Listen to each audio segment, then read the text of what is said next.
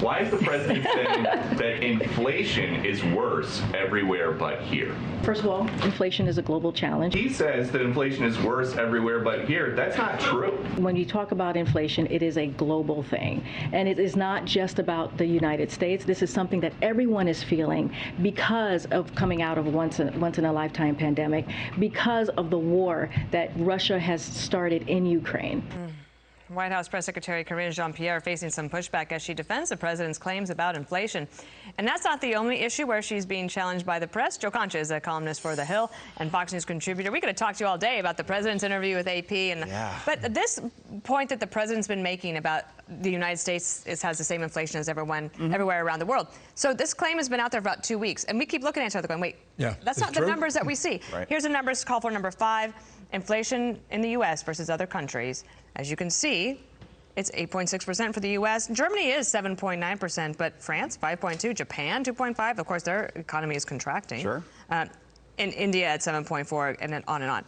I feel like, Joe, if you're the White House press secretary and you know that that pushback is coming, you should have is there other data that we don't see? You should bring something. They have the capability to do that, the briefing, but they don't. They just keep saying it.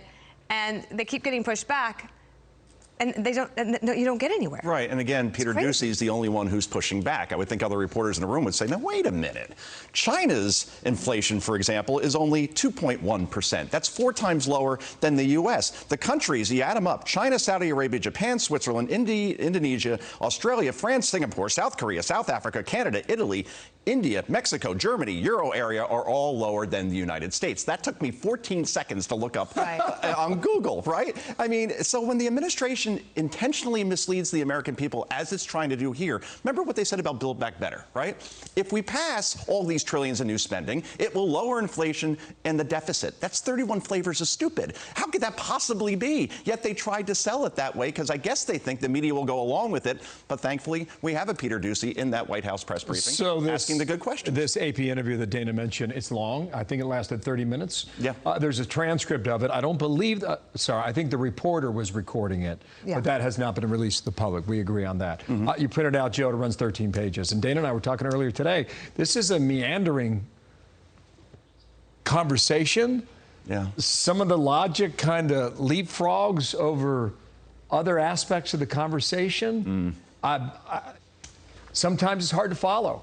Poll after poll. And maybe, Joe, this is the reason why we have not seen him do a one-on-one interview on a TV camera in 4 months. That's true. And thank you for putting it that way, because I'm not going to count Jimmy Kimmel in that 24 minutes as an actual interview. Associated Press, that's an actual interview. Poll after poll shows that this president is seen as too old, too incompetent, and too slow to react to crises, right? And then you can never compare him to, say, Ronald Reagan or Barack Obama in terms of him ever having the ability to articulate a good, persuasive argument, even when he had his fastball. The bottom line is that he is on the losing side of every argument, right? You could try to spin it all you want. You could be the most persuasive person in the world. You can't spin inflation at a 40-year high. You can't spin gas prices at an all-time high. You can't spin the fact that people feel unsafe in cities and suburbs across this country. And you can't spin the fact that millions of people are crossing this border illegally. More importantly, fentanyl is coming into this country at record numbers and killing a record number of Americans, particularly young ones. So when you don't have those arguments on your side, then you have to meander or try to spin, and he's just not good at it. Yeah, what happened this week is that the media started to turn on them. The calls are coming from inside the House. So watch that continue this weekend. Good to see you, Joe. Good to see you. Have a good weekend. Hey, Sean Hannity here. Hey, click here to subscribe to Fox News YouTube page and catch our hottest interviews and most compelling analysis. You will not get it anywhere else.